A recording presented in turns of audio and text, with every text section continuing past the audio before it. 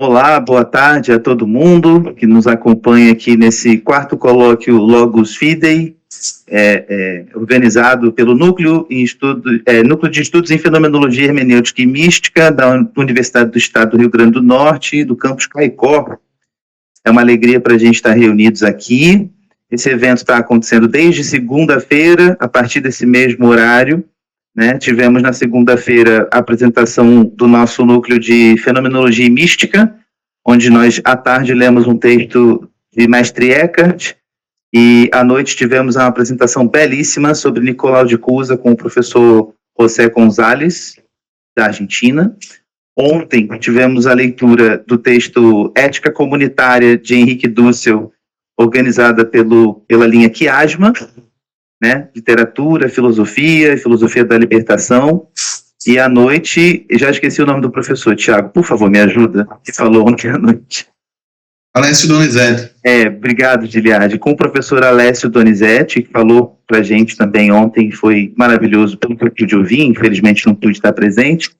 Hoje nós estamos aqui com o núcleo de Fenomenologia, Hermenêutica Filosófica e Filosofia da Existência. Daqui a pouco a gente vai começar a leitura do texto do Gabriel Marcel, um importante filósofo francês do século XX, e à noite teremos a fala do professor que nós temos a honra de ter aqui com a gente na leitura, o professor Claudinei Aparecido, da UniOeste, que vai fazer uma comunicação sobre Merleau-Ponty, e amanhã, às 15 horas, teremos uma leitura de um texto de Walter Benjamin, organizada pela linha de Psicanálise e Filosofia da Religião e Teoria Crítica, com o professor Benjamin e o grupo da linha. Então, é uma alegria estar fazendo mais um colóquio Logos Fidei, estar levando adiante essas pesquisas que nós temos feito, as leituras que nós temos feito. O texto que nós vamos ler hoje se chama Fragmentos Filosóficos, Gabriel Marcel. A gente vai estar lendo um extrato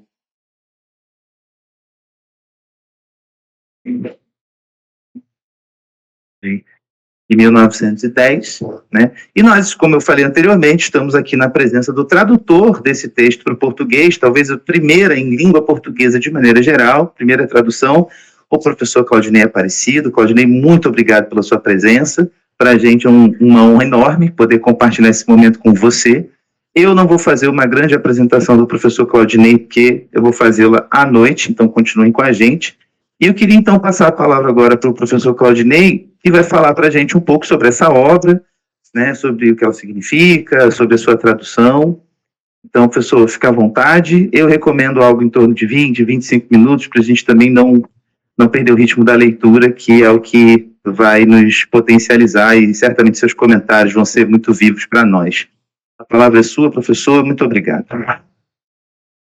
Hoje, dia 11 de junho de 2025, é com muita alegria, nessa tarde, que eu cumprimento e saúdo todos os membros aqui dessa mesa, desse encontro que assume o espírito de uma roda viva de conversa, estudantes, colegas professores que aqui se encontram, se fazem presente.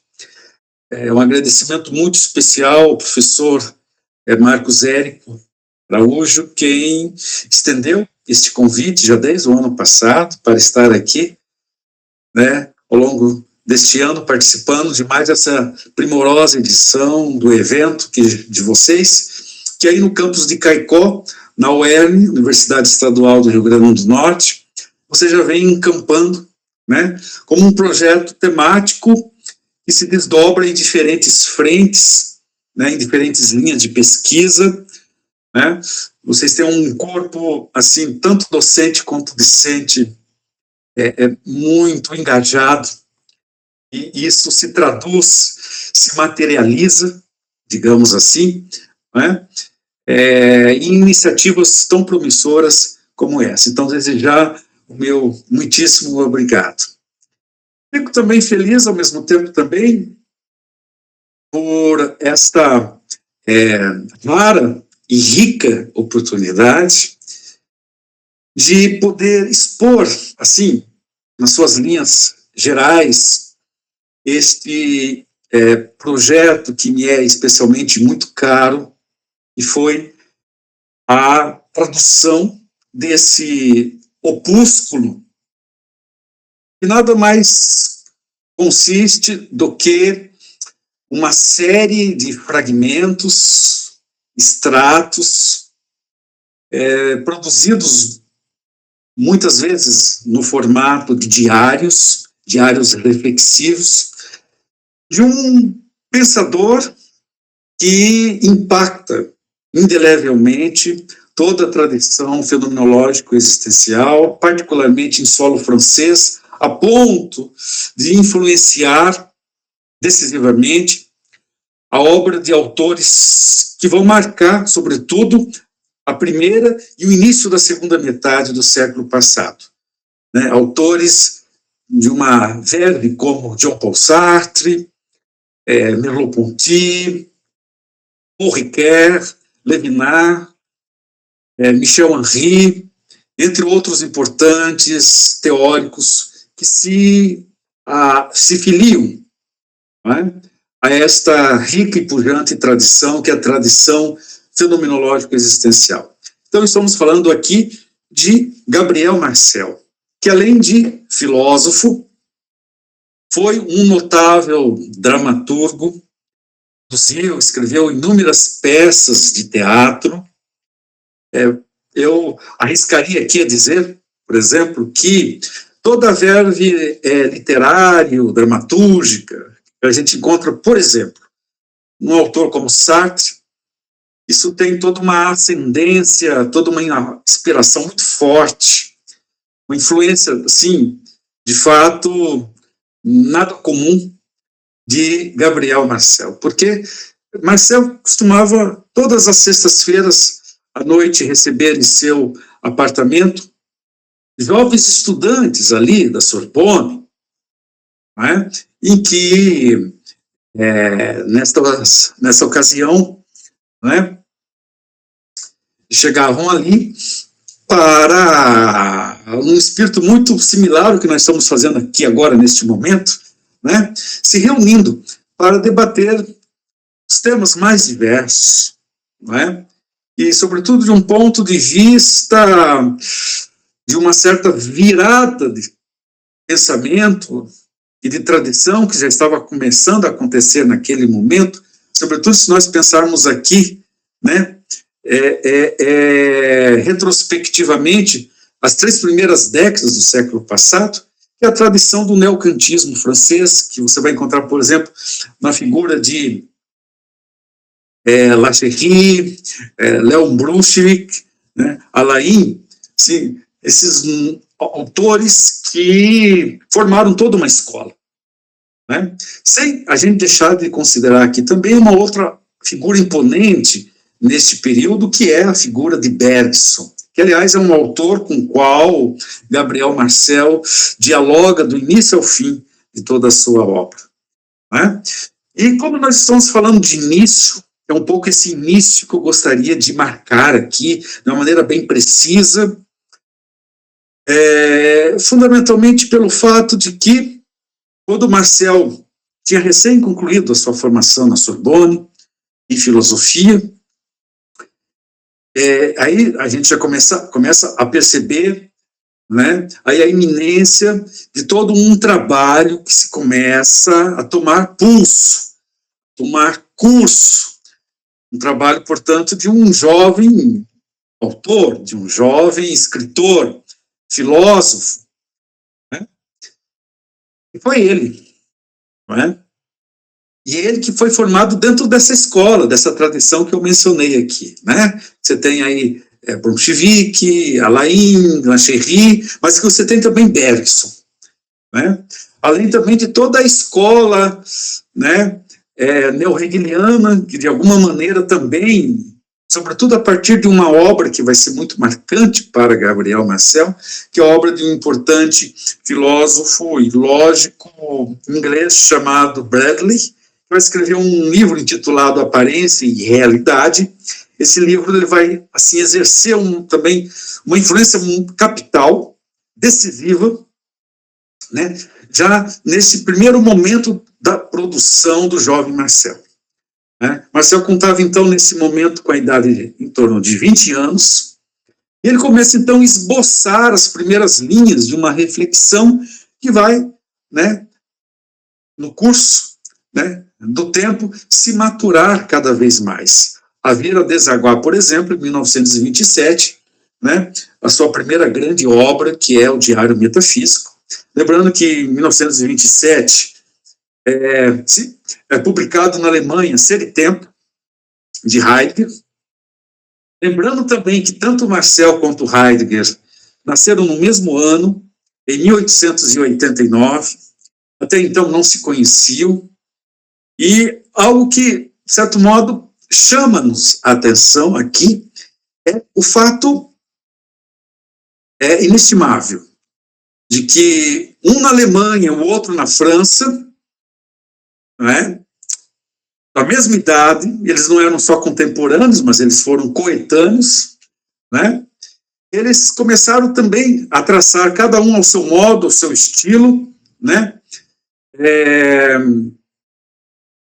Uma maneira sui generis, né, de reflexão e de pensamento. No caso de Marcel, né, o que chama atenção, e essa é a razão pela qual, nesses últimos anos, eu tenho, assim, me dedicado uma hora afinco, né, à leitura e à obra desse autor, é o quanto que este trabalho, né, os fragmentos filosóficos, que compreende um período entre 1909 a 1914, eu acho que é importante estar trazendo esse período e essa data aqui, justamente porque em 1914, como todos sabem, né, a humanidade pela primeira vez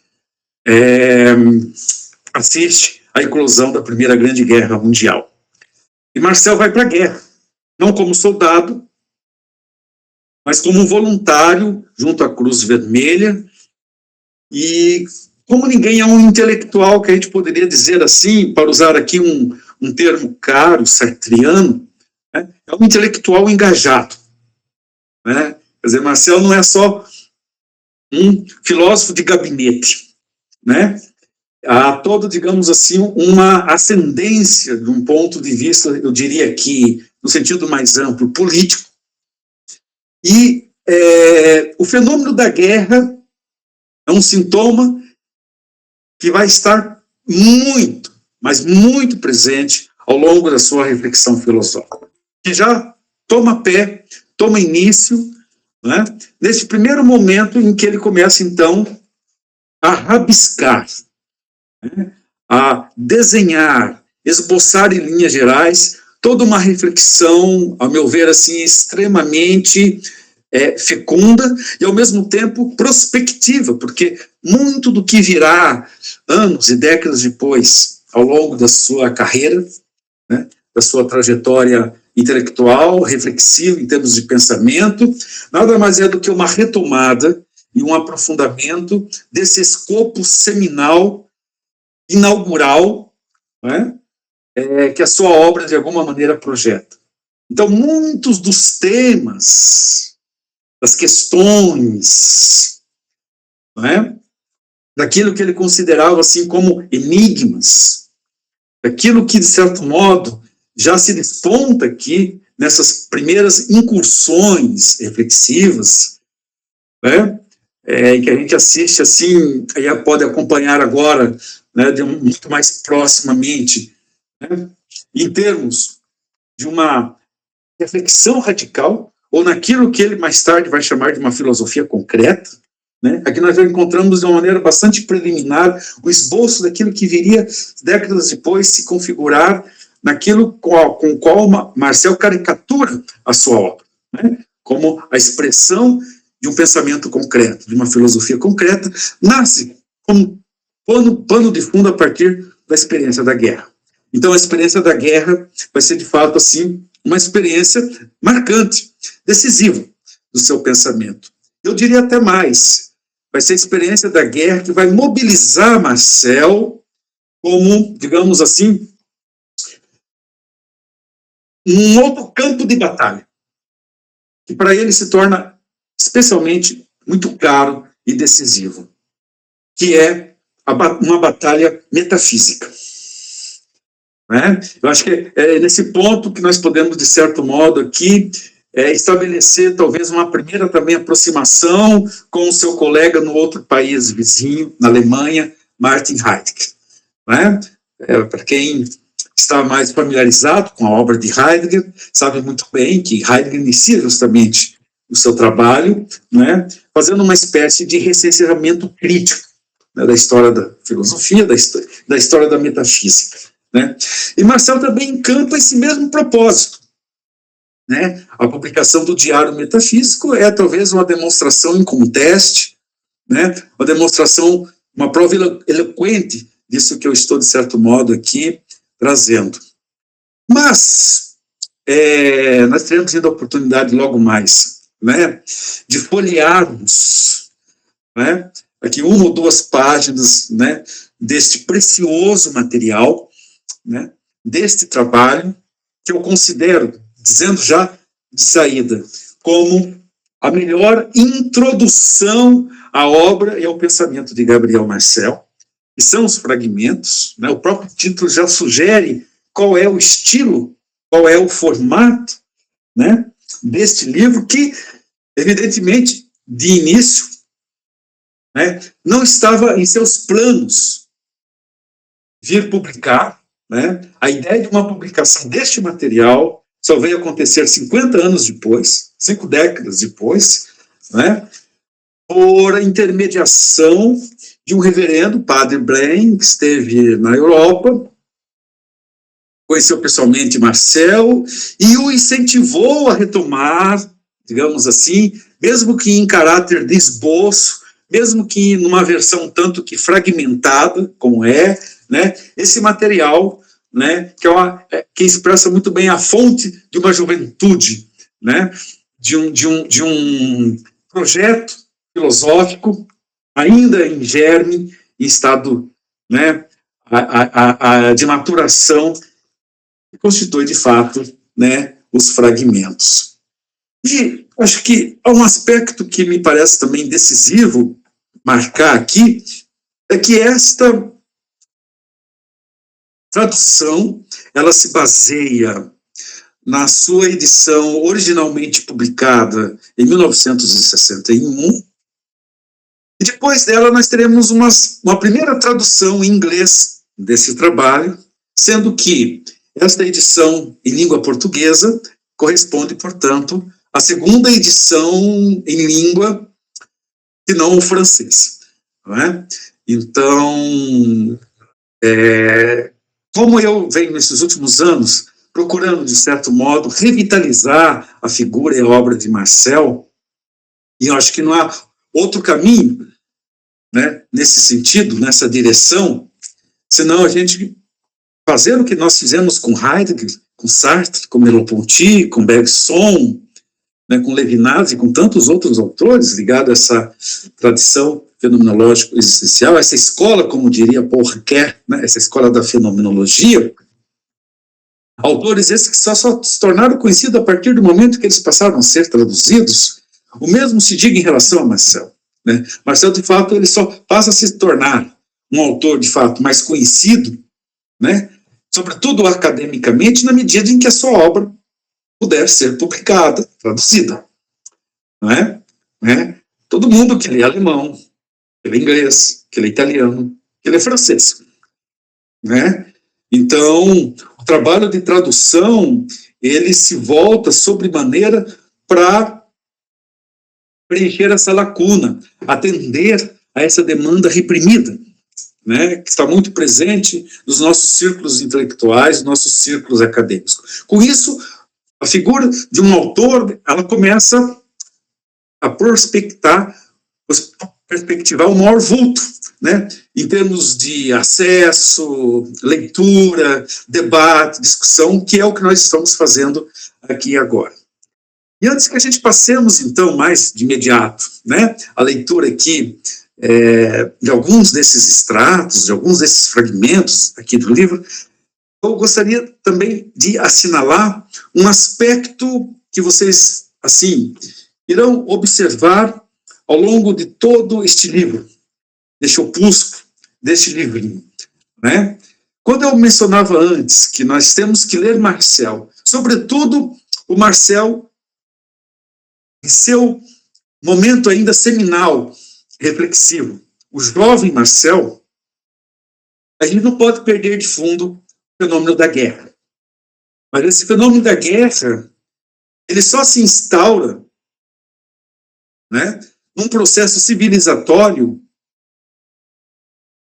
da humanidade.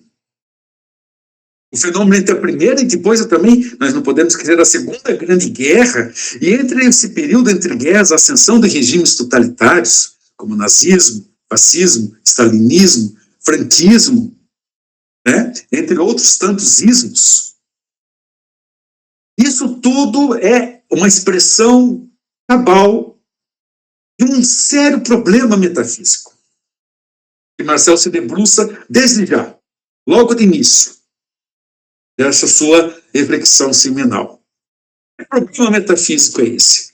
É um problema que, de certo modo, ele perpassa toda a tradição filosófica, toda a história da metafísica, que é como que se dá, como que se costura, como que se estabelece, por assim dizer, em linhas gerais, a relação entre o finito e o infinito, entre a essência e a existência, a razão e a experiência, a alma, o espírito e o corpo, o em si e o para si, eu e outrem, né? O entendimento e a sensibilidade, o sensível e o inteligível. É essa a questão de fundo. E é essa a questão que ele, de certo modo, se debate aqui nessas breves e fragmentárias incursões reflexivas neste momento, o jovem Marcel. Né? Tudo se passa como que se para ele essa questão mal resolvida, filosoficamente, maltratada, ela necessitasse de uma radical e rigorosa explicitação conceitual. Sem isso, nós jamais conseguiremos dar o segundo passo. Sem a gente se deter mais de perto, né? Pegar pela jugular, para valer, né? Esse tema, que é um tema que ele resguarda no interior de si mesmo, né? Uma certa inflexão metafísica, nós não conseguiremos, filosoficamente falando, compreender o sentido último da subjetividade, o sentido último da corporeidade, o sentido último, né, da carnalidade, o sentido último da existência, o que é o amor, né, e até mesmo o sentido último do sagrado, né, levando em conta aqui também que é um outro tema que é perpassado aqui já nesse horizonte prospectivo inicial desses fragmentos, que é, digamos assim, aquilo que Marcel vai caracterizar como sendo a experiência de Deus, né? A questão de Deus. Onde é que Deus entra, vamos dizer assim, né? Nesse processo todo reflexivo. Então, veja bem, aqui nós já acompanhamos e temos a oportunidade de assistir nesse primeiro momento inaugural daqui da sua obra e da sua reflexão, né? E é por isso que eu insisto de novo aqui, né? Salvo o maior juízo, né? O quanto que este trabalho, esse livrinho, mesmo sendo publicado 50 anos depois, né? Ele, de alguma maneira, talvez ele possa ser assim, a porta de entrada, a melhor porta de entrada na obra e no pensamento de Marcel. Antes de a gente segui-la e acompanhá-la, né, e os seus, né, inúmeros desdobramentos nas décadas posteriores, este livro aqui talvez ele seja de fato a melhor introdução, né, que a gente poderia ter sobre a obra de Gabriel Marcel, porque fundamentalmente o diagnóstico do qual ele parte é que nem o neocantismo, nem a filosofia moderna, nem a metafísica, a tradição metafísica, conseguem responder equacionar esta questão de fundo, que é a relação, né, entre o infinito e o finito, a essência e a existência, né? Porque justamente essa tradição, ela se arvora naquilo que Gabriel Marcel começa a caracterizar caricaturalmente, já aqui nessas primeiras incursões, a ideia ou o ideal de um saber absoluto, do qual não só a filosofia é expressão, mas a ciência também.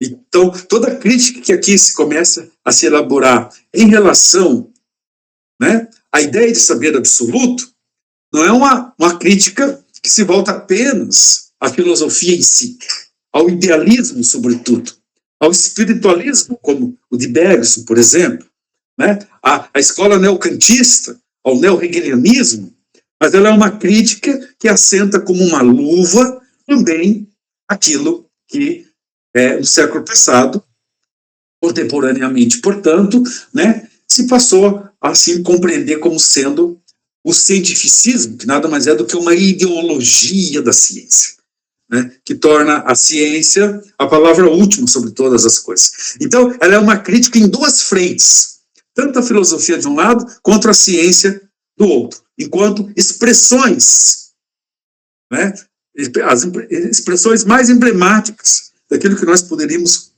constituir aqui como, ou diagnosticar como, o saber absoluto. Então, essa guerra metafísica, esse embate metafísico que começa a surgir já logo de início aqui, é contra essa figura que Marcel caricatura aqui sobre a ideia de um saber absoluto. Até onde o saber absoluto ele é capaz de dar conta dessa relação entre a essência e a existência, entre o finito e o infinito, entre a razão e a experiência, entre o entendimento e a sensibilidade. Me parece que esse é o ponto, né? Esse é o ponto-chave, né?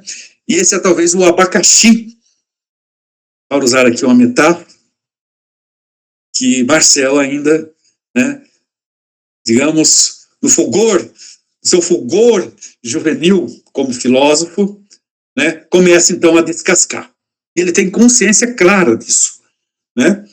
Então, eu penso que talvez essas palavras iniciais aqui, elas já nos dê aqui, de certo modo, o tom, né, daquilo que a gente vai ter a oportunidade de ler e refletir um pouco, né, à luz deste primeiro trabalho, né, que chega em mãos, né, sobretudo para o público leitor de língua portuguesa, né, esse público leitor que é afeto a essa tradição fenomenológico existencial da qual Marcel, particularmente na França, né, se torna de fato assim, né, uma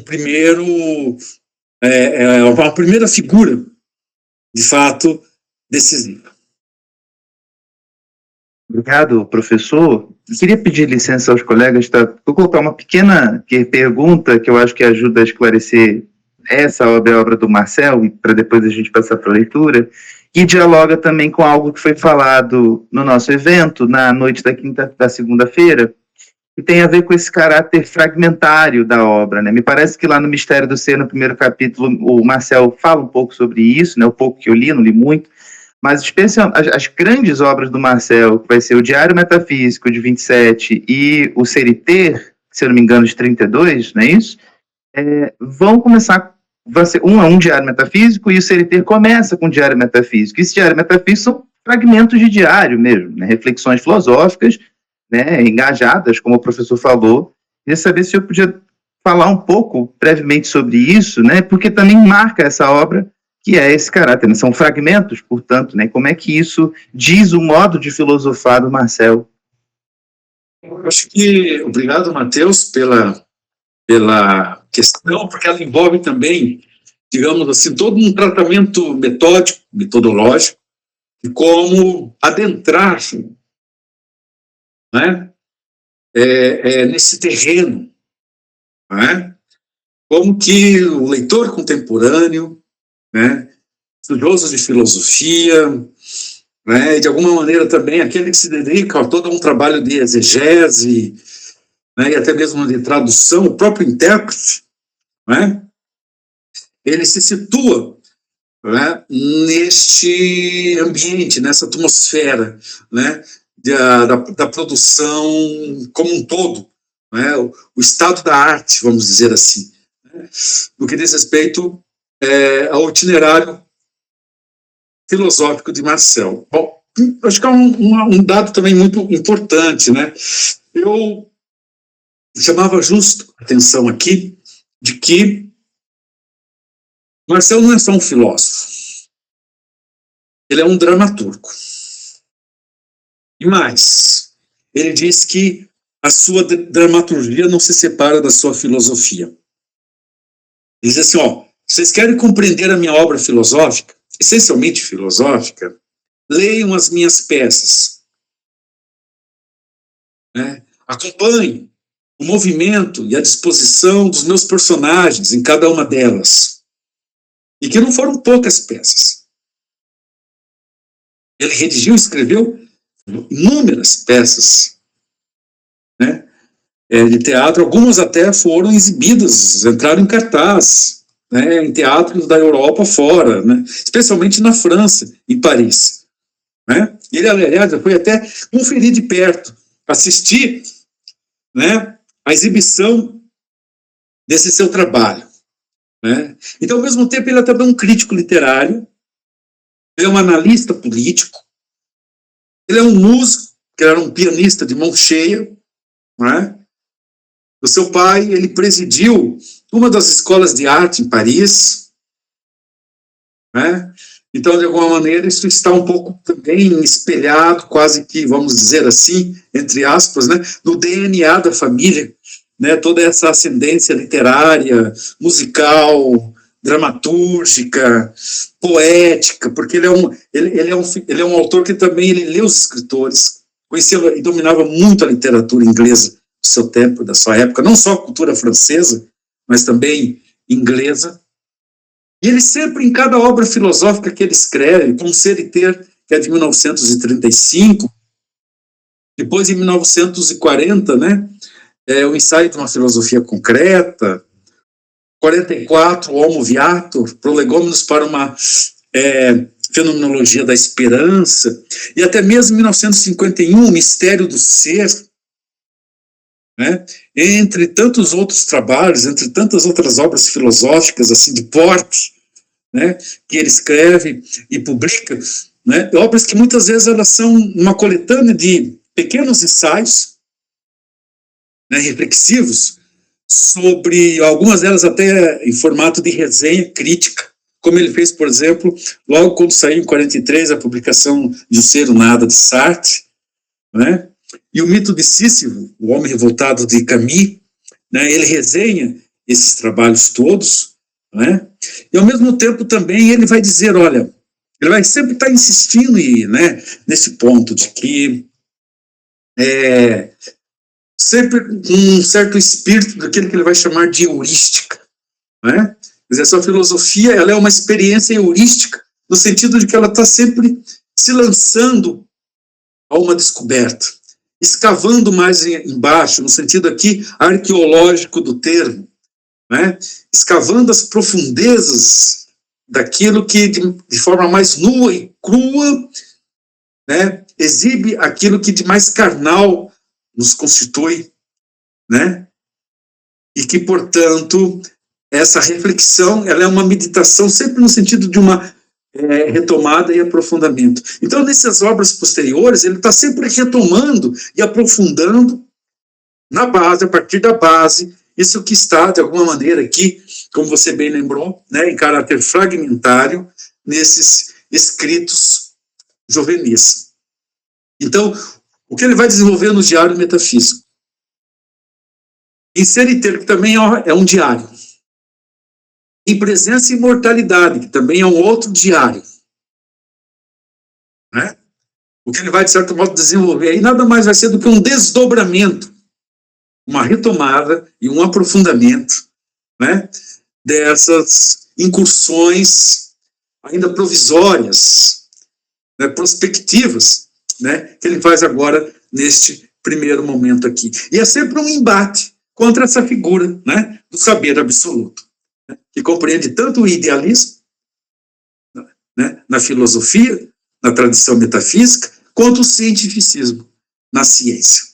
Né? E ele traz para dentro da sua obra os seus personagens. Então, acho que isso é um aspecto também muito interessante, porque para o leitor que está começando assim, a dar os primeiros passos, né, que está, digamos assim, ensaiando esse primeiro movimento, no sentido de adentrar, familiarizar, né, aclimatar melhor, né, essa incursão na sua obra, né, a possibilidade de se ter acesso à sua obra teatral, dramatúrgica, é decisiva. Né? Ele sempre vai dizer assim, olha, eu nunca escrevi um teatro de tese, quer dizer, eu nunca escrevi uma obra dramatúrgica, né, de um ponto de vista sobre um interesse apenas acadêmico, academicista. Né? Eu escrevo porque, de fato, assim, de alguma maneira, talvez os personagens eles são capazes de expressar de viva voz, né, boa parte dessas questões metafísicas e filosóficas que aqui e acolá, né, eu tenho me debatido desde a minha juventude, né, desde a minha experiência filosófica. Então ele não dissocia jamais a sua experiência filosófica da experiência dramatúrgica, né, da sua experiência teatral. Né? Ele mostra o quanto que filosofia, literatura e arte, né, arte e filosofia, né, se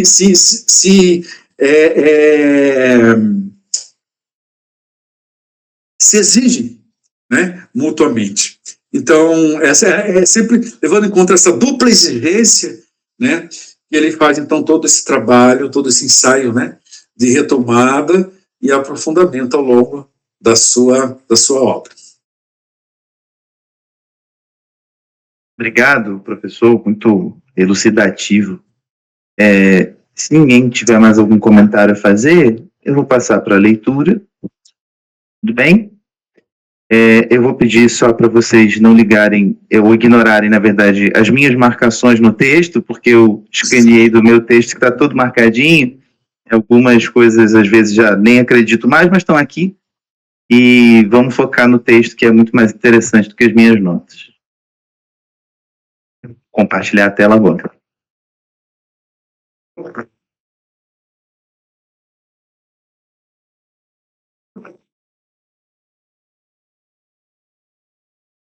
Dá para todo mundo ler?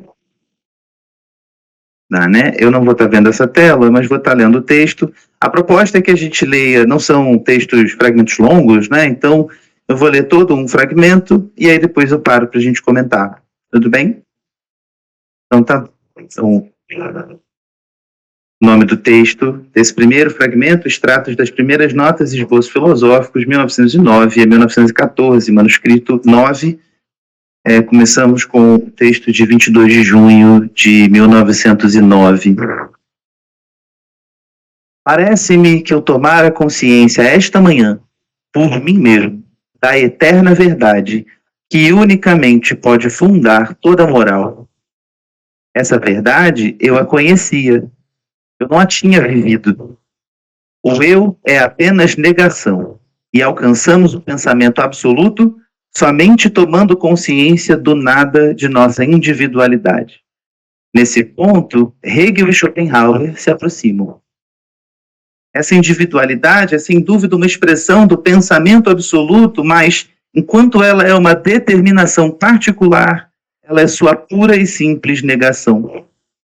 O papel dos primeiros pós-kantianos foi o de estender a ideia espinosista, que se exprime pela omnis determinatio est negatio, ao conjunto daquilo que é objetivo. Só traduzindo, toda determinação é uma negação. Ora, nosso eu, nossa existência empírica, nossa consciência mesmo, quer queiramos ou não, esbarrar com esse mundo objetivo. Nossa individualidade entra no conjunto de nossas representações. ela não tem mais valor ou significação do que essas representações. Nada está fora da eterna subjetividade. E enquanto escrevo isso, já não tenho mais a intuição que a toda hora me transportava sobre mim mesmo.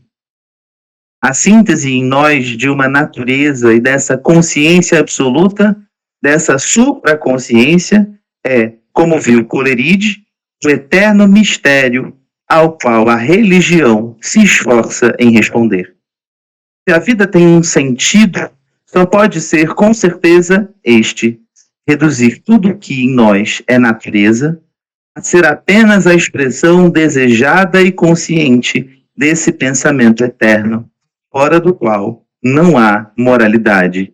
Em uma citação de Schelling, em alemão, mas o professor nos proveu com uma tradução aqui na nota, que eu vou ler. Pode-se manter convencido, e é um dever estar convencido, de que todo o imoral é já também desajuizado em si e em sua raiz. E de maneira inversa, justamente o que o entendimento supremo reconhece moralmente, segundo sua essência mais íntima e de acordo com todas as exigências morais. Nota da Filosofia da Revelação de Schelling. Esse foi o primeiro fragmento. Comentários? Professor, fica à vontade também, por favor. Eu gostaria de partilhar aqui com vocês, né, agradecendo mais uma vez aí, Matheus, a sua providente leitura, né? Nós estamos aqui na página 17, né, da edição brasileira. Aqui os fragmentos. E acho que há alguns pontos aqui essenciais, né, já nesse primeiro parágrafo que acaba de ser lido, que nos remete, digamos assim, ao panorama geral do que vai ser tratado adiante, né, em termos de incursões reflexivas ainda do nosso jovem filósofo. Se não, vejamos. Primeiro aspecto, primeiro ponto, sim, que de fato assim chama atenção, né? Ele começa justamente dizendo, né? Essa é a sua primeira meditação, sua primeira reflexão, de que quando se trata de fundar uma ética, uma moral, né, sobretudo a partir da modernidade clássica, e modernidade clássica estamos pensando aqui, esse movimento, né? Entre o século XVII, o século XVIII, o século das luzes, e aí a gente vai ter, evidentemente, algumas figuras que vão marcar esse primeiro momento da modernidade, né? É o caso de Leibniz, Spinoza, David Hume, mas sobretudo Kant, porque Kant parece ser aqui, digamos assim, um autor estratégico do Marcel. Quando se trata de se pensar aqui o ideal de uma fundamentação última, né, do conhecimento, mas também de uma fundamentação última do agir moral.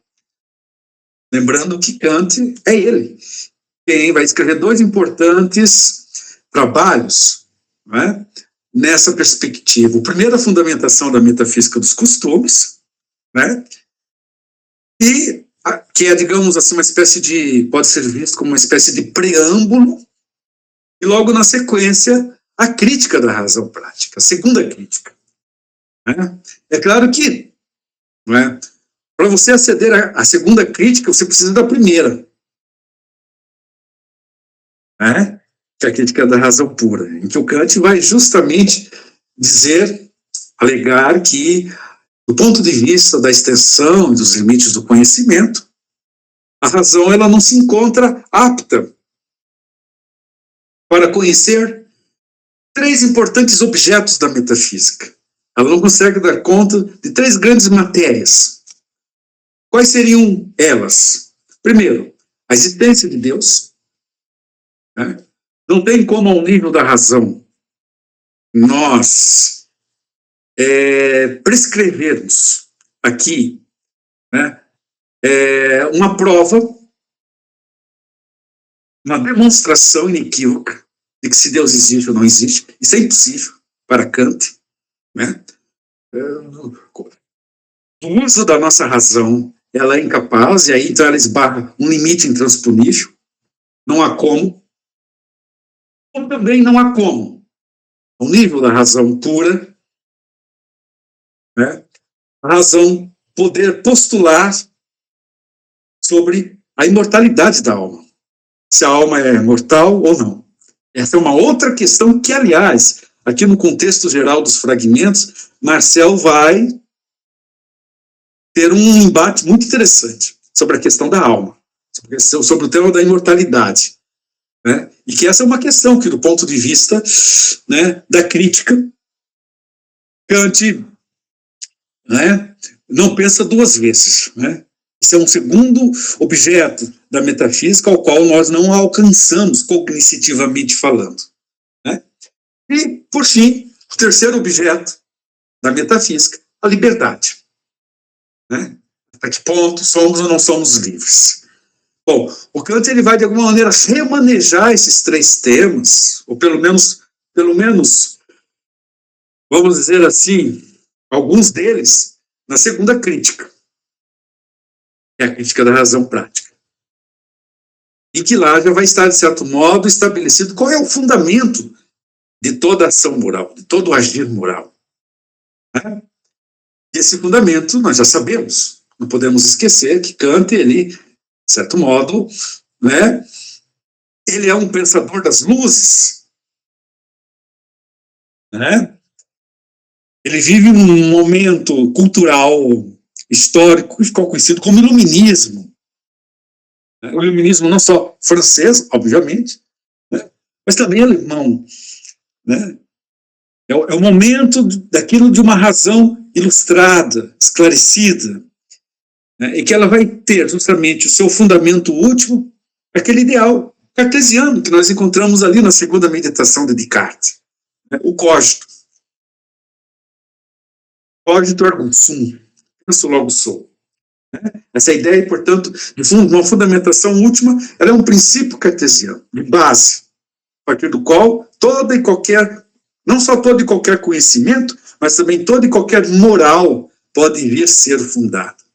Ora, bolas, o que Marcel, certamente, né, aqui, neste momento, ele vai estar justamente fazendo menção a esse ideal cartesiano, a esse ideal fundacional da razão, do código, do eu, da consciência, né?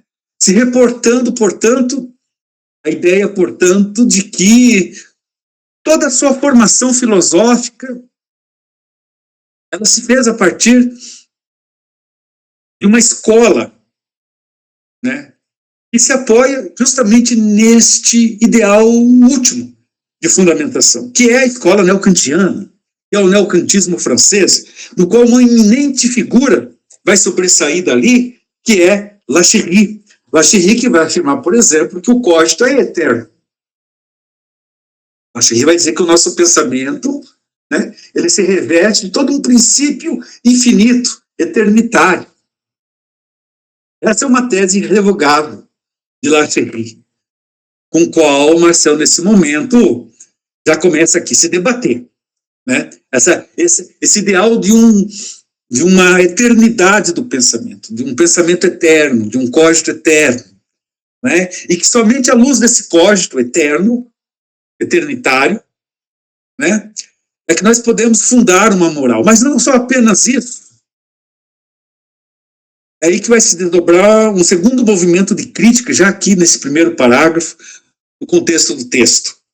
Ou seja, a ideia de que esse ideal de fundamentação última, assentado nessa base, nesse ponto arquimédico, que é o cogito este, eternitário por excelência, né?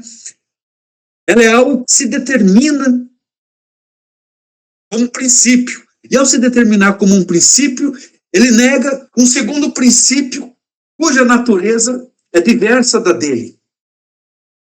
E que princípio é esse? Que relação de princípio é essa? A nossa existência. É a essência que determina a existência. Quer dizer, eu só posso explicar a finitude, aquilo que o Heidegger vai chamar de facticidade, né?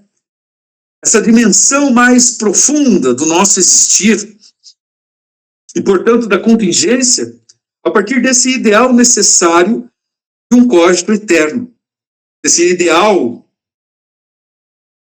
digamos assim, legal, né, que assuma que áreas de uma certa jurisprudência, né, é nesse sentido que Marcel ele vai criticar Kant, sobretudo toda a escola neocantiana, todo o neocantismo alemão e francês, mostrando que esse neocantismo, da mesma forma que o neo-hegelianismo, inspirado no idealismo alemão, e é por isso que ele traz a figura do Schelling nessa citação que nós traduzimos ali na nota de rodapé, para mostrar que Schelling ele vai justamente tentar se contrapor a um certo, digamos assim, saber absoluto que de alguma maneira toma asas no Ocidente, sobretudo na figura de Kant e Hegel.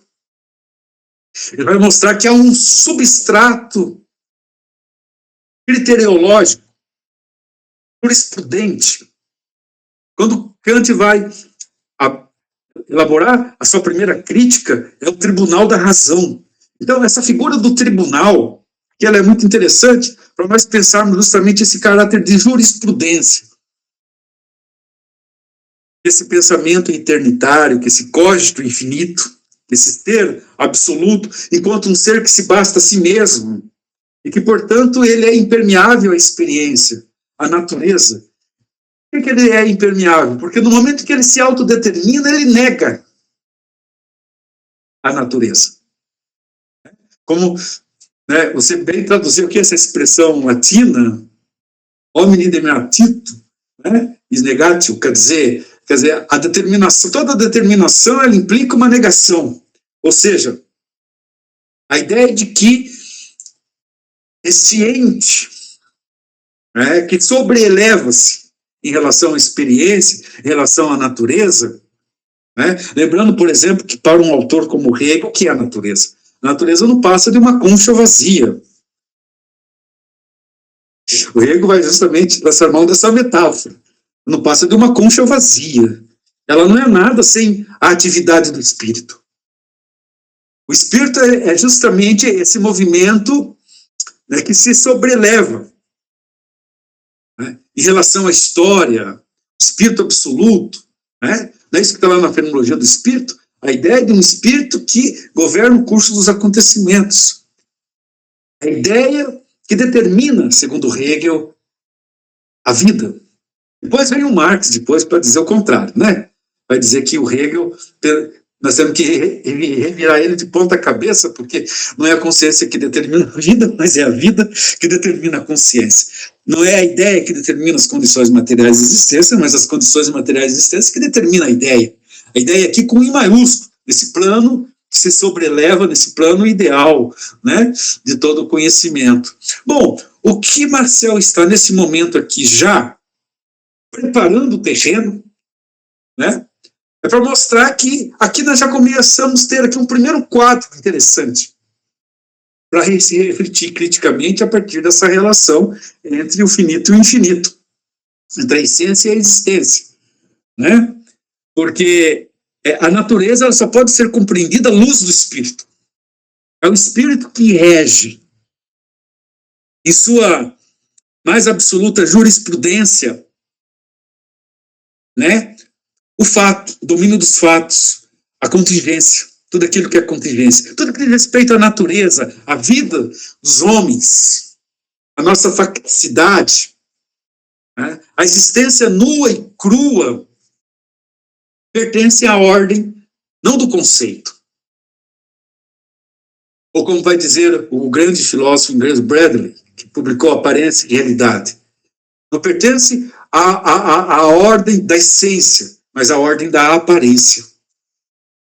É um conhecimento aparente, né? É da ordem daquilo que pertence ao múltiplo, ao diverso. É o mesmo problema. Está lá, começa com os gregos, passa por Plotino, a relação entre o uno e o múltiplo. É o mesmo problema. não é? Só que numa outra linguagem, uma outra terminologia, né? Uma outra maneira de como que ao longo dos séculos, ao longo da, né, da história da filosofia, em seus mais respectivos períodos, momentos, medieval, renascentista, moderno, essa questão ela vem à tona, ela reaparece, né? Incessantemente. E aí que é um detalhe muito curioso, porque a tradição metafísica ela insiste o tempo todo no sentido de corroborar essa tese, advogar a tese segundo a qual, né? É por isso, como vai dizer mais tarde Merleau-Ponty, né, a nossa cultura é uma cultura hegemonicamente cartesiana,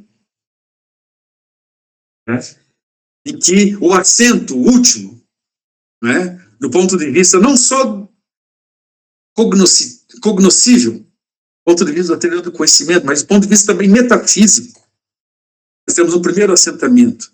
Esse assentamento ele é inabdicável. É a razão, é o cogito, é o espírito. É mais fácil, o conhecimento que nós obtemos através do nosso espírito, da nossa alma, ele é mais fácil de se conhecer do que o conhecimento que nós obtemos através das nossas sensações, da nossa experiência sensível do nosso corpo. Então aí nós já temos esse embate clássico, né, das relações entre a alma e o corpo, entre sujeito e objeto, né, e a proeminência do sujeito, sempre em ser o fundamento último, né, do objeto. Né? Essa ideia de que o espírito, né, o conceito, é a partir dele que se compreende tudo o resto. Ele se autodetermina, e o problema que vai dizer Marcel, que no momento em que ele se autodetermina, ele nega. Por que ele nega? Porque ele exclui. Aí uma disjunção. A lógica disjuntiva, ou seja, eu separo. Como se eu separasse o joio do trigo. O que é da ordem espiritual, aquilo que pertence prioritariamente ao espírito, de alguma maneira eu preciso afastar, excluir, por uma lógica disjuntiva, né, aquilo que é considerado como não pertencente ao espírito, mas que é pertencente a outra natureza completamente diversa dele, que é o domínio da nossa experiência humana. Ele vai já cantar uma pedra aqui, deslargada, para dizer que, até então, né, na verdade, eu apenas conhecia a eterna verdade, mas não tinha vivido. Né? É assim que ele começa esse texto aqui do primeiro parágrafo. Essa eterna, olha a expressão que ele faz uso aqui, eterna verdade. Né? O que há de eternitário aí? Que verdade é esta? Que certeza é esta? Absoluta, a partir da qual nós podemos fundar a moral. O código. O idealismo levado às suas últimas consequências. Né? Esse ideal cartesiano de uma fundamentação última. E é claro que isso tem muito a ver com Kant, porque Kant é ele que vai, de certa maneira, assim, né, radicalizar esse processo. Né? Claro, depois você tem o Hegel também. Né? Mas é esse ideal de um saber absoluto, né? Está aqui sendo posto em xeque, já logo no início. Ele já põe as cartas na mesa, já logo aqui nesse primeiro parágrafo. Né? Ele já põe as cartas na mesa e já mostra para que é que ele veio. Né? Qual é a questão que está aqui pegando? Né? Que é como a gente compreende essa relação entre o que está em nós e o que está fora de nós, entre o infinito e o finito. Esse é o tema que, volta e meia, aqui e acolá, bate e rebate, o tempo todo. Né? Tentar como compreender isso. E será que o saber absoluto ele consegue dar conta disso? Eis o problema. Até onde o saber absoluto ele é capaz de nos convencer, filosoficamente, metafisicamente falando, que, de fato, essa autodeterminação do eu, a consciência de si, por si só, enquanto uma determinação autossuficiente, no sentido de que ela se basta a si própria, a si mesma, ela é capaz de absorver, de subsumir o real. de subsumir a natureza, de subsumir a experiência humana, o concreto, aquilo que o Marcel vai insistir tanto na ideia, né, de uma filosofia concreta. É essa questão de fundo, né? E é essa questão que o mantém inquieto desde sempre, né? Desde já. Obrigado, professor Marcos Zé. Entrando no diálogo, na roda, né? Nós lemos já faz alguns meses esse texto, né? E relendo agora, renova em mim a mesma sensação da primeira leitura, que é o livro, o texto é Fragmentos Filosóficos, né? Iniciando as leituras em Marcel, mas o Kierkegaard, por exemplo, tem um título muito semelhante, que são Migalhas Filosóficas. Lá no Migalhas Filosóficas, o pseudônimo, que é um estudante universitário, ele descreve a vida dele, né? Um pai e tal. Tem um momento que que é um texto incompleto, não, desculpe, né? O título Migalhas Filosóficas, né? O mesmo pseudônimo, Johannes Clínicos, ele tem um texto inacabado, que é De Omnibus Dubitando Est, que é Preciso Duvidar de Tudo. Ele descreve a vida do pseudônimo, né? Quem é esse Johannes Clínicos, que é um estudante universitário, fala da relação do pai. Esse texto, que é o autor pseudônimo do Migalhas Filosóficas, né? Aparece lá uma expressão muito boa, que ele se pergunta: como alguém passa do estado de não filósofo para filósofo? Como alguém torna-se filósofo? Ele vai fazer uma especulação lá. Então aqui me parece também, lá ele é jovem também, né? Mais ou menos essa idade, 20 anos, né? Eu lembrei muito disso porque, lendo esse texto, assim, eu senti assim como que as dores do parto do Marcel. Quer dizer, assim, sempre fiquei uma sensação. Eu acho que até partilhei com o Claudinei a vontade de escrever um texto sobre assim como nasce a filosofia marceliana, né? Assim, essa luta para vir à luz um pensamento próprio. Eu queria fazer só uma observação sobre esse início, nesse sentido, né, nesse panorama, é que, fazendo uma relação também com Kierkegaard, a primeira linha é muito interessante, porque claramente esse primeiro parágrafo aqui gramatical, né, dessa entrada nesse fragmento, é debater-se com a contradição, né, uma contradição que o Marcel sente do pensamento filosófico. Né? É interessante que ele diz que ele toma consciência dessa problemática e diz: por mim mesmo. Eu achei isso interessante. Quer dizer, uma reflexão, uma meditação de um jovem de 20 anos, por si mesmo, ele desperta para essa questão. Né? Me parece duas coisas aí. Essa que o Claudinei pontuou e uma outra que eu queria trazer, né, aqui para a leitura, e a gente vai acompanhar também o texto. Né? Então, essa primeira, essa coisa do eu acho interessante porque todo o idealismo alemão, né, desde Kant, né, o homem é definido como espírito, como eu, né, eu, espírito. Né, Fichte mesmo lá, como Kierkegaard na Doença para a Morte, diz assim, ele infinitiza o eu, né, é um eu com hífen, né, izado, né, parece que carece do elemento da facticidade, né, nessa descrição lá da doutrina da ciência. Né. Então, eu estou dizendo isso que parece para mim, mais ou menos, né, evidentemente, guardadas as devidas proporções, também como Kierkegaard começou a elaborar o seu próprio pensamento, também numa obra seminal que foi a tese de doutorado lá, O Conceito de Ironia. Porque lá o Kierkegaard vai fazer uma crítica ao idealismo, mas também vai fazer uma crítica ao romantismo. Isso que eu acho interessante nesse panorama. Quer dizer, o romantismo é uma alternativa que os pensadores estavam dando à época como crítica ao idealismo, né? Mas o Kierkegaard via que essa alternativa também não era boa, né? Porque esquecia a existência concreta, né? E reivindicava a existência, né, saindo de uma abstração idealista, né, não o homem como espírito, né, quase como espírito absoluto, né, desencarnado. Então, reivindica a existência, mas, segundo Kierkegaard, os românticos, eles, na verdade, eles não assumem a existência concreta tal como ela se dá, né, faticamente, mas eles criam uma existência alternativa e recorrer aos mitos, etc. Tal. Então, o Kierkegaard lá, ele vai apontando, no conceito de ironia, uma alternativa que não é nem idealista e nem romântica, para que ele sofre influência dessas correntes, né? E tenta construir o pensamento próprio lá do indivíduo singular, né? Essa singularidade, né?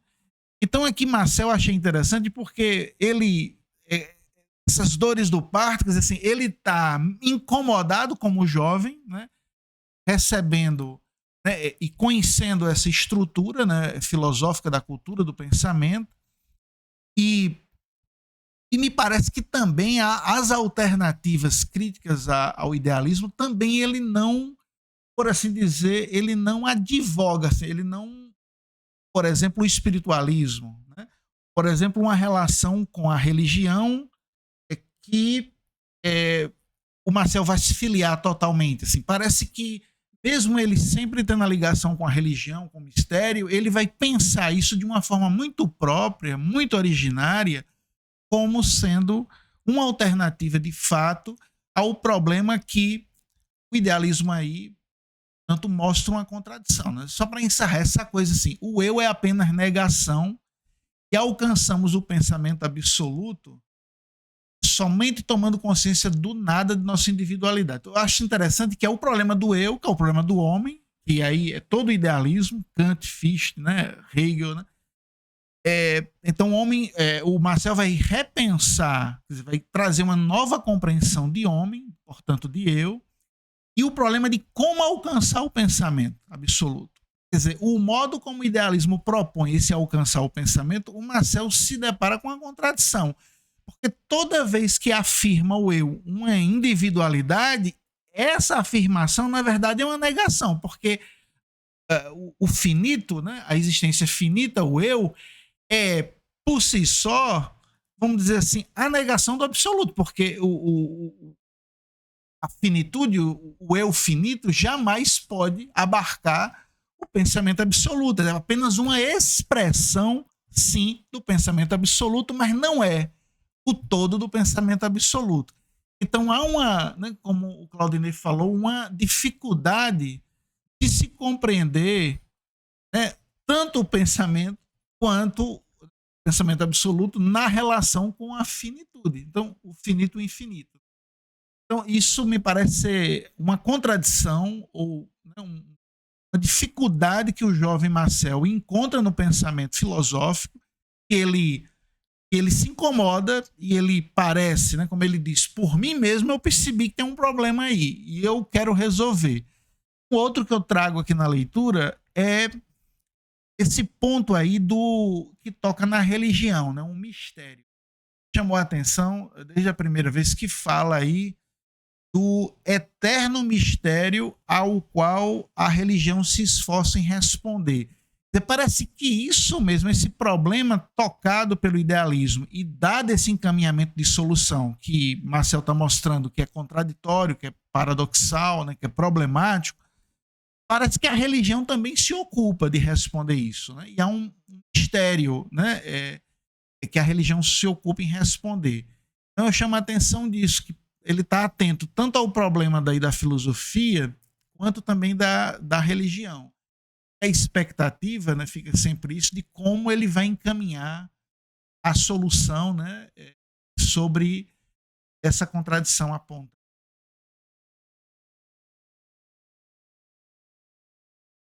Uma coisa que me chama a atenção, eu acho que se relaciona diretamente com isso que foi comentado pelo professor Claudinei, mas é de caráter formal. Microfone, Matheus. Desculpa. Tem uma coisa que me interessa aí, que eu acho que se relaciona com isso, mas é de caráter mais formal, mas que me interessa diretamente. Quer dizer, é um diário, né? em alguma medida. Ele está escrevendo um diário, né? Ele fala, eu tomara consciência esta manhã. Mais embaixo ele vai dizer, enquanto escrevo isso, já não tenho mais a intuição que toda hora me transportava sobre mim mesmo. Quer dizer, quando a gente vai escrever um texto filosófico, mesmo talvez quando a gente está especulando, escrevendo à mão, né? Às vezes eu tento fazer isso num caderninho, a gente assume um certo ar acadêmico, né? Um certo ar abstrato, um certo ar... Não, agora, isso aqui não é qualquer coisa, isso aqui é filosofia, né? E o Marcel está lidando com, como diria o Machado de Assis, temas de alta metafísica, né? Pessoalmente. Quer dizer, ao mesmo tempo que quando ele pensa esse eu é negado, esse eu está implicado. Quer dizer, é ele que pensa, e é ele que, como o Claudinei falou, e eu que estava na minha cabeça também, né, se debate com esses temas, né? E o que eu acho interessante, que eu vejo, né, na pouquíssima leitura que eu tenho do Marcel se repetir, como é que ele deixa claro que isso é um problema para ele, um interesse para ele está pensando nisso, e isso afeta diretamente ele enquanto pessoa. Não tem uma distinção entre o pensador e a pessoa, né? Não tem diferença entre o Gabriel Marcel, dramaturgo, e o Gabriel Marcel, que quando vai fritar um ovo, o ovo estoura, respinga na mão dele e queima, né? Esse lugar aí que ele vai dizer que não tem metafísica possível, né? Esse lugar do acaso. Então, ele está implicado, né? E num tempo em que a gente precisa reforçar a importância dos estudos de maneira geral, e especificamente da filosofia, né, onde fazer filosofia também fazer apologia da filosofia, né, ao mesmo tempo é importante fazer essa crítica que eu acho que está implícita na forma, eu vejo isso no Kierkegaard também, de dizer, mas sou eu que penso. Né? Então, quando eu perguntei para o professor a questão da coisa fragmentária, é porque eu vejo esse interesse, essa coisa do fragmento, de retomar, escrever de novo, e ao mesmo tempo, isso é meu. Então, fazer uma filosofia resistente, e ao mesmo tempo é fazer uma filosofia que tem alguém fazendo.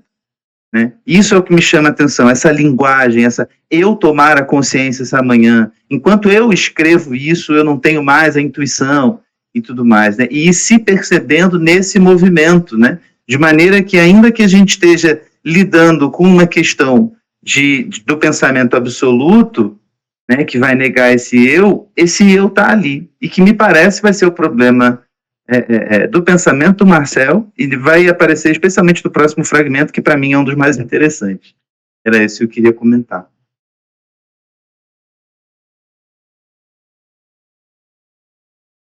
Alguém gostaria de comentar mais alguma coisa? Lembrando sempre que quem não é membro do grupo, né, mas está aqui, Raquel, o professor Miguel, o Paulo, pode participar, pode fazer pergunta, pode comentar o texto. É uma leitura pública nesse sentido mesmo, que a gente possa compartilhar.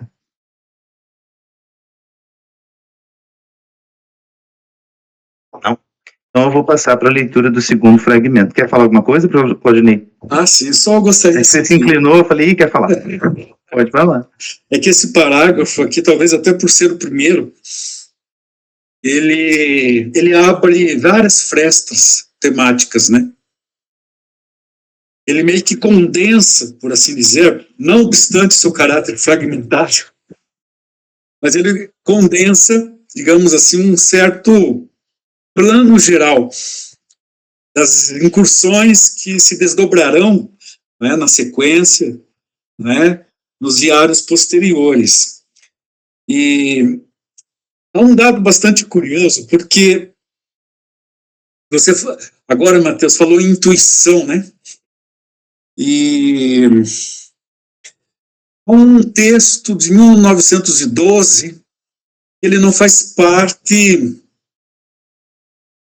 da edição original dos fragmentos, e que eu, mesmo assim, achei por bem incluí-lo como um adendo aqui nos fragmentos, que é o último texto aqui do livrinho, cujo título é As Condições Dialéticas de uma Filosofia da Intuição. Condições Dialéticas de uma Filosofia da Intuição. E aí ele vira e revira o Bergson, o Kant, o Hegel. Ele volta em alguns momentos ao Schelling, né? Ele chega então à conclusão que o Marx né, na sua fala antes, anunciou, né? Essa pretensão de uma certa forma de saber ser absoluto não passa mesmo de uma pretensão. Porque no fundo, saber absoluto não é absoluto. Ele pretende ser. Isso é uma coisa. Pretender é uma coisa. Agora, no momento em que ele acredita que pode, juridicamente, e aqui é um acerto de contas para com Kant e toda a sua tradição, toda a sua escola, ele pretender criteriologicamente, juridicamente, né, autonomamente. Lembrando que Kant fala muito de uma autonomia da vontade, de uma autonomia da razão, né, que a pessoa, o sujeito moral, ele é autônomo. Esse ideal autônomo, esse ideal, portanto, que se pretende absoluta, ele esbarra em seu limite último, ou seja, cai naquilo que Marx, ele é um saber autocontraditório. Ele entra em contradição, ele cai em contradição. Porque ele sobrevive em meio a um círculo vicioso, do qual ele não sai nunca. No momento em que ele tenta se determinar, afirmar, ele nega ao mesmo tempo, ele exclui. Né? E essa lógica da exclusão é um problema. Talvez seja o grande problema. Porque será que, em última análise, né, a razão ela pode se arrogar ao direito de se excluir da experiência? Acho que esse é o ponto. É o ponto-chave. E aí vão existir duas importantes tendências no pensamento tradicional, na metafísica clássica. De um lado, um caminho que tenta resolver este problema através da dialética, mas que para Marcel não resolve, sobretudo a dialética de cariz hegeliana. Mas uma outra importante tendência, nós poderíamos, grosso modo, caricaturá-la aqui de intuicionista, que diz que o único caminho à verdade, ao ser, a única possibilidade de eu apreender o ser enquanto ser é via intuição. Só posso aprender o ser no momento em que eu intuo ele, né? E que a intuição ela se torna, digamos assim, um princípio, não só um método, mas um princípio, por meio do qual nós acedemos ao ser. Quando se trata de compreender o que é o ser, por exemplo, e esse é o grande tema, né? O tema metafísico por excelência desse texto de 1912, As Condições Dialéticas de uma Filosofia da Intuição, é como que nós chegamos ao ser. Será que o ser ele pode ser dialeticamente ou intuitivamente subsumido, apreendido, captável? Essa é a questão de fundo que vai aparecer ali. Mas ainda aqui no primeiro parágrafo, acho que só para fechar, né, ele vai citar a obra de um importante autor ligado à tradição do romantismo inglês, que foi Samuel Taylor Coleridge, né, que vai advogar a tese de uma síntese em nós de uma natureza e de uma consciência absoluta. Né? Ou seja, a ideia de uma supraconsciência, essa expressão que aparece aqui no texto, uma supraconsciência, quer dizer, uma consciência soberana, suprema, absoluta. Né? É esse o ideal com o qual ele está aqui se debatendo, e é por isso que ele vai trazer depois, né, na filosofia da revelação do Schelling, digamos assim, há uma tentativa de se superar isso. Né? O Marcel ele era um grande leitor do Schelling. Né? Aliás, tem um texto dele, talvez em algum momento mais à frente eu venha até traduzir, que é no sentido de mostrar até que pontos um autor como Schelling, ligado ao idealismo alemão, e que se confronta tanto com Hegel quanto com Fichte, né? Ele pode ser considerado um precursor do existencialismo, um precursor da filosofia da existência. Aliás, ele tem um texto sobre isso, né? Sobre o Schelling. E é interessante, porque, né, de alguma maneira, ele vai estar tentando usar o Schelling aqui como uma espécie de contraponto, né? Muito embora o Schelling não saia inteiramente, né, dentro dessa cosmovisão que nós poderíamos, grosso modo, caricaturar aqui de idealismo. Mas é isso.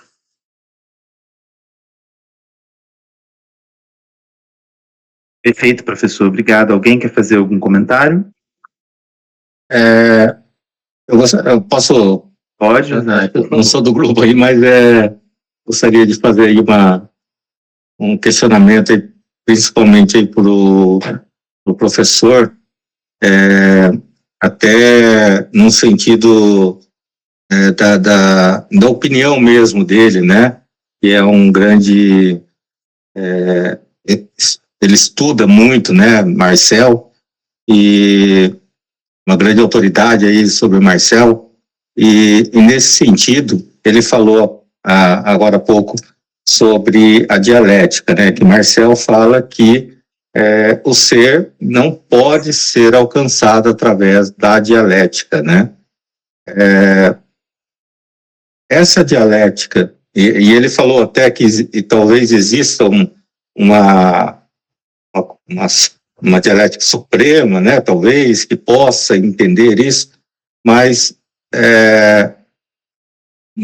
quando o Gabriel Marcel escreveu isso, nos meados do século passado, e trazendo isso para a contemporaneidade de hoje, essa dialética, ela ainda persiste, ou assim, porque hoje a gente pode compreender como dialética outras formas de expressar, outras formas de pensar, né?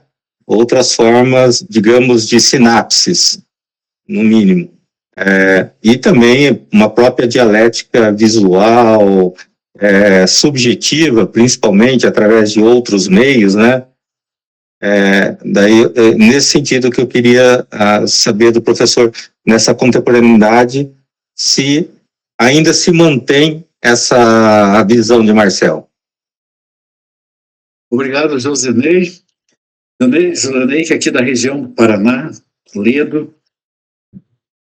Trabalhamos juntos, né, ao longo desse semestre, uma disciplina. Ele que é de outra área, inclusive, e vem, assim, galgando os primeiros passos na filosofia. Seja muito bem-vindo. Obrigado. E é uma alegria, uma honra tê-lo aqui conosco. E obrigado, uma vez, pela pergunta também. Acho que essa pergunta, ela faz com que nós nos orientemos novamente para esse texto que eu incluí aqui, os fragmentos, como um adendo, né, a que eu me reportava antes, as condições dialéticas de uma filosofia da intuição. Porque, de fato, você tem razão, né? Existem várias formas de dialética. Posso pensar aqui numa dialética platônica, eu posso pensar aqui a dialética, tal qual alguns autores medievais, assim, né, buscaram postular. Né? O Kant, em certa medida, ele fala em dialética. E é claro, quando nós chegamos num autor como Hegel, a ideia de dialética, ela é inteiramente ressignificada, reconceituada, reconfigurada, né? E, portanto, quando o Hegel fala em uma dialética, ele está pensando aqui a dialética no sentido, assim, além de Platão, além dos medievais, um pouco além de Kant, a dialética como uma manifestação do espírito, um fenômeno pelo qual o espírito governa a história, o curso dos acontecimentos. É nesse sentido que, para Hegel, a dialética ela comporta 3 momentos que estão intimamente intercalados: uma tese, uma antítese e uma síntese. Né? Hegelianamente falando, a dialética ela comporta justamente esse movimento, e esse é o movimento da história, que se compreende a partir dessa, digamos assim, desse tríplice movimento, né? Que se desdobra, se compõe, se recompõe, assim sucessivamente. É um processo incessante. Mas o que a gente não pode perder de vista, que quando Hegel fala em dialética, ele pensa sempre a dialética como uma obra do espírito. Somente o espírito pode ser dialético. Portanto, em sentido estrito, hegeliano, não existe, por exemplo, uma dialética da natureza, como Marx e Engels, por exemplo, né, trabalharão. Né, quando Marx formulará, né, o seu projeto de um materialismo histórico dialético, já é com uma outra feição, diversa de Hegel. Né? É como pensar o estatuto da dialética à luz não da consciência de um espírito que se pretende absoluto, se pretende a todo custo absoluto, mas da própria natureza. Mas o que é natureza e o que é matéria para Marx e Engels? Então esse aqui já é um outro debate muito interessante que esse tema da dialética permite abrir, né? Depois vem o Sartre, vem o Merleau-Ponty, que vão retomar essa ideia de dialética, né, com e para além de Hegel. Né? Isso é muito interessante, porque isso já nos exigiria aqui um outro debate, talvez uma outra live, uma outra sessão temática de estudo. Mas a questão, para a gente ficar só aqui no interior de Marcel, é que ele retoma já nesse texto que me parece um texto visionário, por isso que eu falei antes que ele é um texto prospectivo. No momento em que ele critica a dialética, isso não significa que ele abandona, rejeita, recusa totalmente a dialética. Ele também, a seu modo, vai ressignificar a dialética. Ele vai falar, por exemplo, de uma dialética da participação, né? de uma dialética não mais, né, tramada sobre a égide do ideal de um espírito absoluto, que tudo subsume, que tudo abarca, que tudo nega na sua autodeterminação, mas uma dialética de um outro tipo. Da mesma forma, ele vai ressignificar também a ideia de intuição. Ele vai falar, por exemplo, na ideia de uma intuição cega. A intuição ela não pode ser que nem a intuição de Descartes, luminosa, clara e distinta, inteiramente evidente. Não, mas ela tem que ser cega.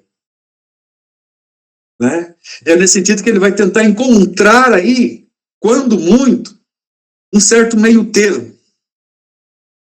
Né? Um terreno comum, em que tanto, uma terceira alternativa, uma terceira via, em que tanto a dialética quanto a intuição, elas podem, digamos assim, né, se conversar, vamos dizer assim. Né? Essa deixa, vamos dizer assim, Marcel, no final deste artigo de 1912, vai dar vazão, por exemplo, a um autor como Merleau-Ponty, que vai justamente nessa mesma perspectiva repensar aí um diálogo, né, mais íntimo entre, digamos assim, esses dois movimentos, né, pelos quais há uma possibilidade de a gente não divorciar a razão da experiência, o sensível do inteligível. Ou, se vocês quiserem, linguagem husserliana, fenomenológica, entre o transcendental e o empírico. Uma ressignificação da empiria, uma ressignificação do domínio da doxa, uma ressignificação da nossa experiência vivida, né? Do nosso Umwelt, como diriam os alemães, né? Nosso mundo circundante, ou a Lebenswelt, né? O nosso mundo da vida, o nosso mundo vivido, ou como dizem os franceses, le monde vécu, né? Ou seja, como que é possível a gente casar uma coisa com a outra? Pensar aqui, para usar aqui, forçando um pouco, em linguagem leibniziana, uma harmonia pré-estabelecida, né? Entre o em si e o para si, entre o espírito e a natureza. Aquilo que a tradição divorciou, fez questão de separar, de cindir, estabeleceu ali um corte, passou a guilhotina, uma cisão, como pensar a coesão entre um e outro, para além de toda a cisão. Me parece que é esse um pouco o movimento, né, de pensamento que já começa agora, nesse momento inaugural, né, de sua pequena, mais densa obra, que Marcel está se propondo aí a fazer.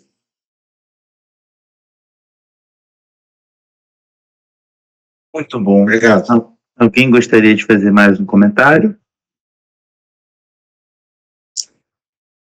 Não? Então, eu sei que a gente tem 12 minutinhos aí, mas eu vou fazer então a leitura do próximo fragmento e a gente tenta acomodar, né? É assim que a gente opera. E que bom que é assim. Então, vamos lá. 4 de julho. Malgrado nossos esforços, o problema da transcendência divina se põe inevitavelmente.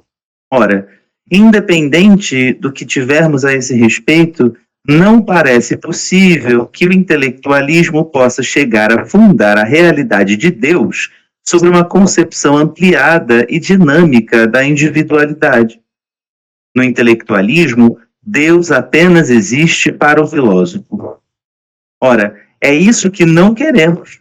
Uma religião puramente filosófica não poderia ser verdadeira. Disse-á que a afirmação de Deus está implicada em toda a ação moral, e não unicamente na consciência que podemos ter de nossa... Perdão, eu vou reler porque é uma pergunta. Disse-á que a afirmação de Deus está implicada em toda a ação moral, e não unicamente na consciência que podemos ter de nossa eternidade racional? Estamos longe de negá-lo. Mas não é menos verdade que essa implicação permanece obscura e que é duvidoso que possamos nos contentar com o obscuro pressentimento de que agimos no sentido da realidade verdadeira. Acredito que as objeções de Schelling contra a teoria de Fichte permanecem válidas. Mas então, é este o salto mortal de Jacob? É preciso resignar-se e admitir que Deus esteja acima da razão e que a razão não pode alcançá-lo negando-se? Uma coisa é certa, é que de início, somente a religião não pode fundar-se subjetivamente.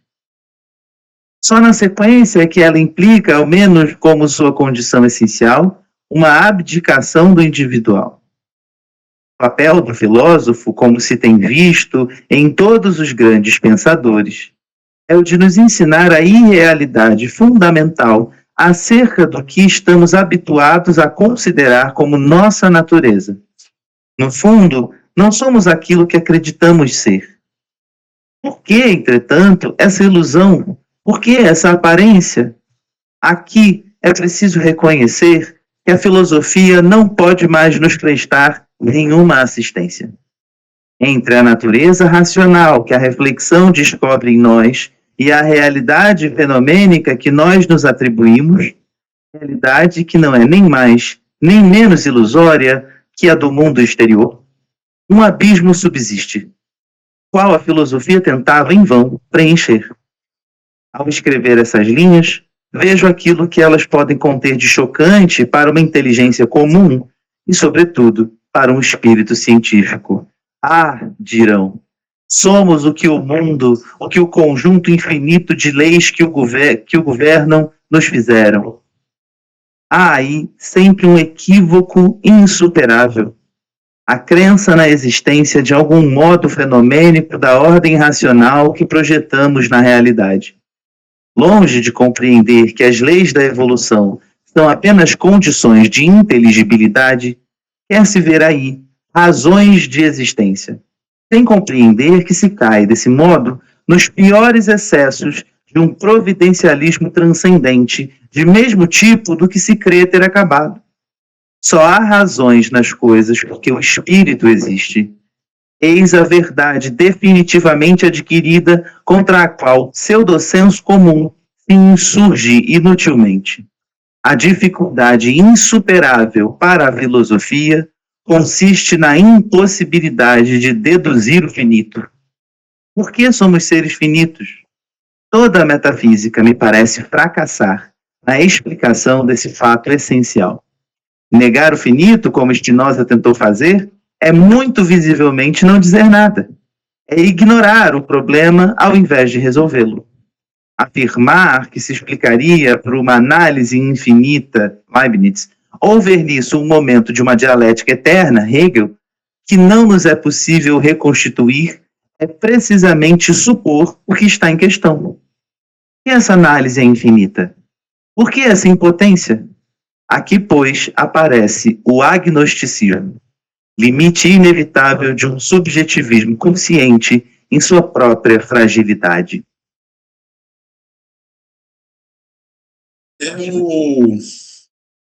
Eu publiquei em 2017 na Revista Portuguesa de Filosofia de Lisboa um artigo que eu compartilhei com o Marcos. Se o Marcos quiser compartilhar aqui no nosso chat, né? Que é um artigo que me é especialmente caro e que eu justamente comento. Eu faço uma entre tantas outras coisas nesse texto e comentar essa passagem que você acabou de ler. Maravilha. Né? Ou seja, né, qual é a questão que está pegando agora aqui? Né?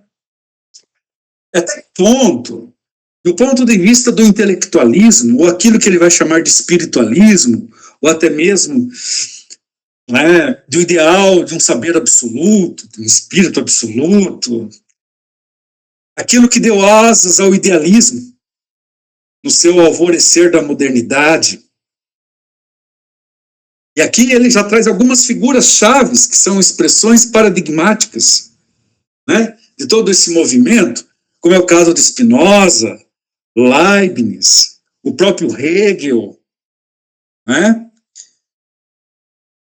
É que, de fato, há uma questão que o Kant introduz na crítica, na sua primeira crítica. O fato de que a tese da demonstração de Deus,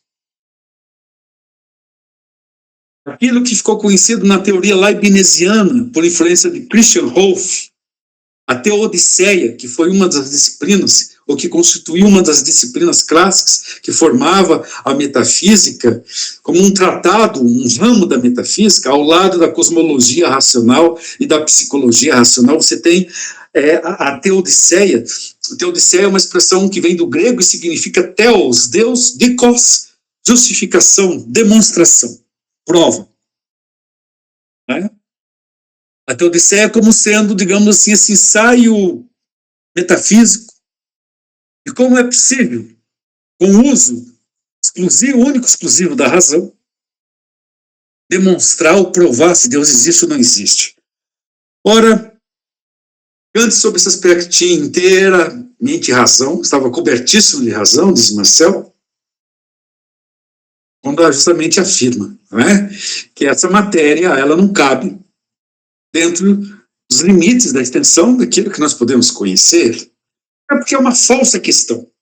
Você querer demonstrar ou provar se Deus existe ou não, isso é uma falsa questão, é uma pseudo-questão filosófica. É uma questão que mais encobre do que resolve.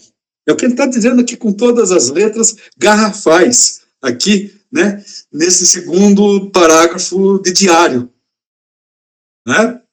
E isso aqui, inclusive, diz Marcel, aqui na última frase, né, que acabou de ser lida, aqui, pois, aparece, né, o agnosticismo, limite inevitável de um subjetivismo consciente em sua própria fragilidade. Ou seja, ele está mostrando o quanto que é frágil e artificioso, artificial, esse argumento, o que diz respeito à demonstrabilidade da existência de Deus.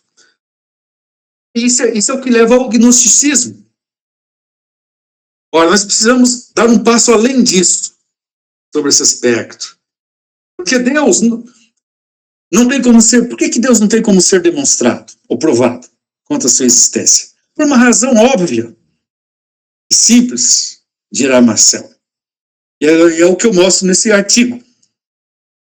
Né? Ou seja, Deus não é um objeto de conhecimento. Eu não posso objetificar Deus. Porque se eu o objetifico, eu justamente caio na velha armadilha da lógica clássica, da lógica exclusivista, da lógica que exclui, disjuntiva, em que eu separo o sujeito do objeto. Se tem um sujeito, ali tem um objeto. Eu vejo Deus como a título de objeto. Eu reduzo ele apenas a isso. A uma ideia, a ideia de Deus. Da mesma forma que eu reduzo o ser à ideia de ser. E aí nós temos um problema que por si só, ele se autocontraduz por ele mesmo. Ou seja, é um contrassenso eu querer lançar mão de provas como se fosse um cientista. Quisesse cientificamente, empiricamente, validar um certo conhecimento acerca do sagrado, do divino. Pondo muito que eu posso em relação a Deus, que eu jamais o abarco, jamais eu subsumo, e, portanto, reduzindo ao nível apenas puro e simples de uma ideia, a ideia de Deus, que aí eu caio no idealismo. É que o que eu posso, quando muito, é experienciar Deus. Né? Deus, de alguma maneira, ele se transfigura na experiência, uma dada experiência humana. Não como um ser separado de nós, um objeto fora de nós, ou fora do nosso alcance. E daí eu me torno agnóstico. E o agnóstico é o primeiro caminho, a primeira expressão quanto à insolubilidade deste problema. Mas eu desenvolvo melhor essa ideia e faço a crítica à Teodiceia, né, nesse artigo. E se vocês tiverem interesse, é claro, e quiserem dar uma olhada, né, eu compartilhei com o Marcos, além de outros textos meus também. Tem alguns textos do professor no Academia.edu. Andei fazendo minha pesquisa lá. Então, quem está interessado aí. Já são 5 horas, eu abriria para mais uma questão antes da gente encerrar. Alguém gostaria de fazer um comentário? O que o professor falou, a leitura, o texto? Matheus, eu queria... Permite? Fica à vontade. Fico muito entusiasmado, né? Eu já disse esses dias por aí, né? Se Deus quiser, em fevereiro eu estou saindo para o pós-doc. Então pesquisa um Kierkegaard, mas o próximo com certeza vai ser com o Gabriel Marcel. Fico com o coração assim, um ardor, sabe? Olha só, 20 anos de idade, que fôlego. Assim, eu lendo esse texto e relendo agora, eu me sinto assim mais jovem no pensar, porque é uma jovialidade e uma ousadia. Olha só, Leibniz, Hegel, Spinoza. Quer dizer, ele está chamando todos esses gigantes do pensamento e dizendo assim, né, não resolve o problema. Quer dizer, eles viram o problema, porque são filósofos, eles viram a questão, eles tematizaram o problema, mas a solução dada, ou até ignorada, né, como ele diz aí com Spinoza, né, ignorar o problema não é resolver. Né? Quer dizer assim, eu não tenho uma resposta ainda. Né? Deixa eu dizer retoricamente. Até agora, eu não estou com a resposta ainda, mas eu estou no encalço da pesquisa no sentido de que as respostas que foram dadas pela tradição metafísica do Ocidente até agora não resolve para mim. Quer dizer, e a expressão boa que aparece aí, a metafísica fracassa. Isso é muito forte. Com 20 anos de idade, né? E o professor fez aí no início uma relação com Heidegger, tanto de coincidência de... Isso não tem me atentado a isso, Claudinei, que Heidegger e o Marcel nasceram no mesmo ano, 27 a mesma obra, né? E realmente Sem Tempo é uma reavaliação, vamos dizer assim, da história da metafísica, uma destruição fenomenológica da metafísica, né? Não nega, mas repensa, né, a história da metafísica.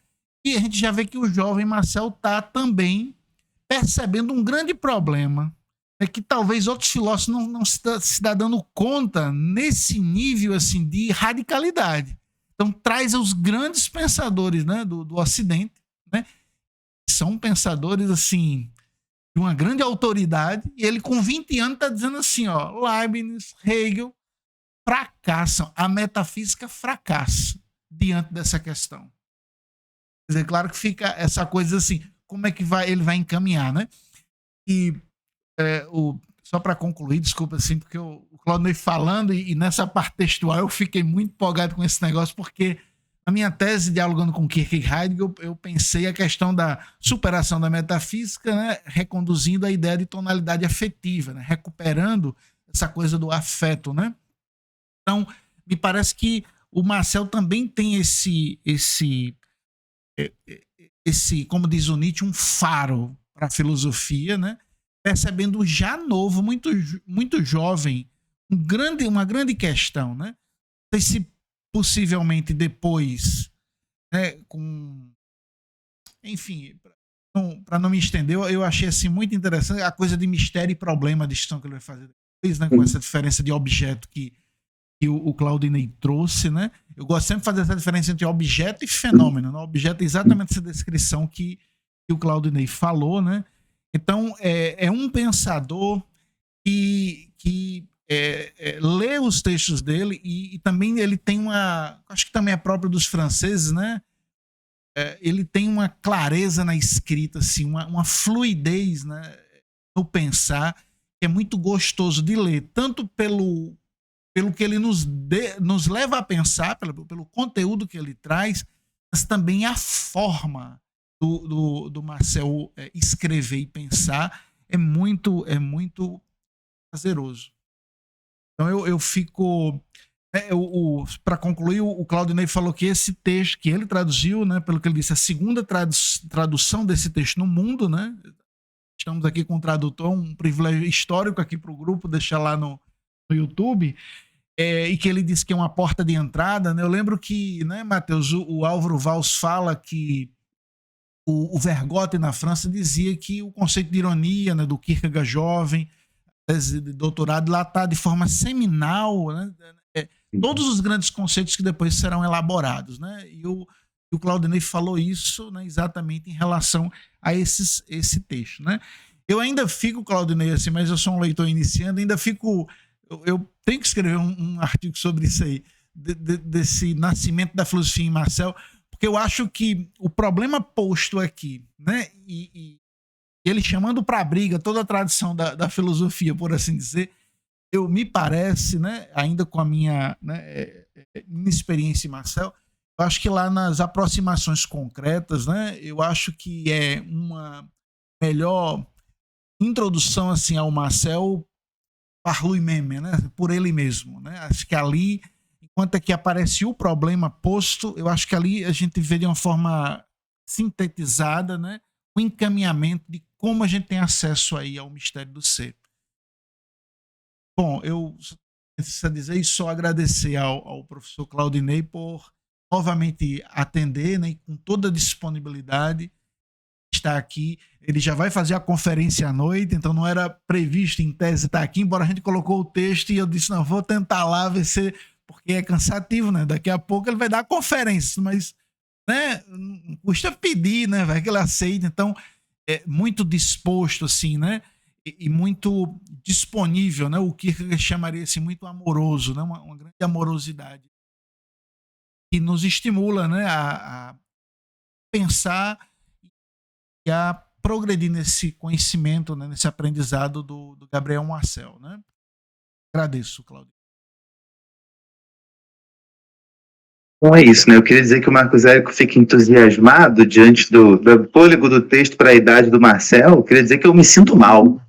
Eu me sinto mal, porque, enfim, com 38 anos eu não fiz uma linha genial, imagina com 20 anos assim, eu me comparo. Isso é um problema de geração, talvez.